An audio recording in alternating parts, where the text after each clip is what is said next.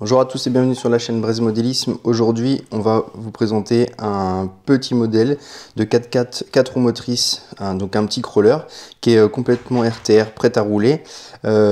C'est du mini Z, donc c'est vraiment très petit. Par contre, c'est incroyable comme c'est réaliste. On a déjà vu sur les petites mini Z routes, etc. qui existent déjà, mais là, c'est vraiment très bien fait. Donc on va regarder un petit peu ça, on va regarder un peu tout ce qu'il y a dans la boîte. Je vais ouvrir ça et puis on se retrouve tout de suite. Voilà, donc j'ai sorti tout ce qu'il y avait dans la boîte. Donc on va commencer par tout ce qui est papier, etc. Mais surtout notice. Donc vous avez toute la notice dedans. Je ne l'ai pas ouvert, mais je suppose que dedans vous allez pouvoir retrouver pas mal de références de pièces, etc. Donc on va feuilleter ça un petit peu. Vous avez déjà l'utilisation, ce que vous allez retrouver dans la boîte. Ici par exemple, on va voir les pignons. Vous avez des pignons de rechange dans la boîte. Ils vont être tous notés ici, donc vous savez ce que vous avez, un 12 dents, un 14, un 16, un 18, un 20, et puis des petites, parce que les moteurs peuvent se changer, donc vous avez des supports moteurs qui sont adaptés pour les moteurs que vous allez pouvoir mettre dessus. On a la radio, on va y revenir juste après, on va regarder ça ensemble. Il vous explique comment retirer le véhicule sans l'endommager, parce qu'il est bien fixé avec des petites vis et tout ça, bien comme il faut.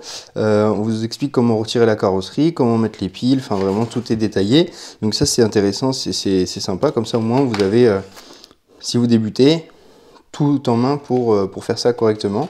Et normalement il n'y a aucun problème avec le véhicule si vous suivez ça à la lettre. Donc voilà pour ce qui est de la notice. Toutes les pièces avec les vues éclatées ici pour pouvoir avoir les références des pièces si vous en cherchez.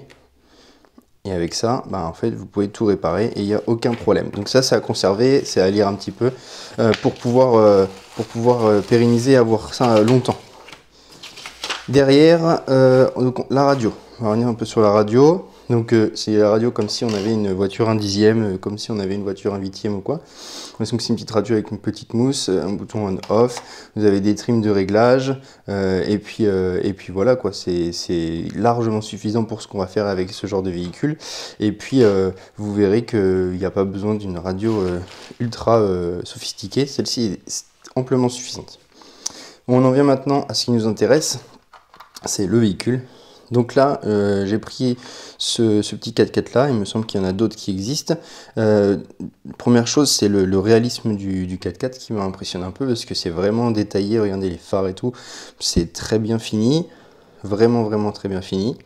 Donc c'est vraiment un 4x4 de qualité. Alors le prix, c'est 250 € avec tout compris. Donc oui, c'est assez cher pour ce genre de véhicule là, mais vous avez vraiment un petit véhicule très réaliste.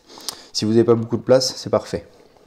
Donc du coup, on a déjà plein d'options dessus. Vous allez pouvoir ajouter des LED et tout ça, mais vous avez déjà les phares qui sont vraiment bien faits. Une petite rampe LED ici, le snorkel là. Vous avez la roue de secours derrière. Il y en a plein de choses.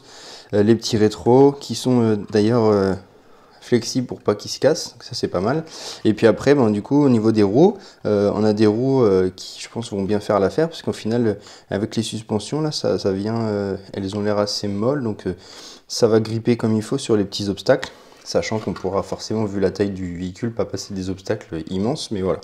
Au niveau de l'attache de la carrosserie, c'est très bien fait. Regardez, vous avez deux petites pattes ici, on va venir les tirer, et en fait, ça va venir juste retirer la carrosserie comme ça. Donc c'est pas mal, il y en a de chaque côté. Je viens de faire des deux côtés et j'ai ma carrosserie qui va se retirer. Moi je trouve ça plutôt pratique parce que c'est vrai que sur certains véhicules c'est pas pratique d'enlever la carrosserie et tout ça. Donc là c'est plutôt bien. Donc voilà pour ce qui est de la carrosserie. Je suppose qu'on pourra les changer ou en mettre d'autres, etc. Sur ces véhicules on peut toujours changer plein de choses. Donc on a le bac à piles ici, on a tout ce qu'il faut, vous avez le petit moteur qui est là, qui peut, du coup je vous disais, être changé, la pignonnerie qui est à l'intérieur ici. Voilà, en mécanique c'est très facile, un petit tournevis cruciforme et vous pouvez tout faire. Ici du coup on a le récepteur avec plusieurs prises qui, je suppose, nous laissent le choix de mettre des LED, mettre des options, des petites options dessus. Mais voilà, c'est équilibré. Donc du coup ça c'est très bien pour le franchissement. Et puis au niveau des suspensions, bah, je pense que ça fait vraiment l'affaire parce que ça va, on a déjà un bon débattement. Et puis je pense que sur certains obstacles, les pneus accrochent vraiment bien, vraiment très bien. Donc voilà pour ce qui est du véhicule. On testera de toute façon ça dans plusieurs petites surfaces différentes. Vous avez, pardon, je vous avais pas parlé du tout le système là ici avec le servo de direction. Et ouais, voilà, je trouve ça vraiment fou de pouvoir faire des véhicules aussi précis et aussi beaux à cette échelle-là. Donc on testera tout ça. Si vous avez des questions sur le véhicule, n'hésitez pas à les mettre en commentaire. On vous répondra et on se retrouve du coup pour le test du véhicule très prochainement. Voilà, merci à vous. Au revoir.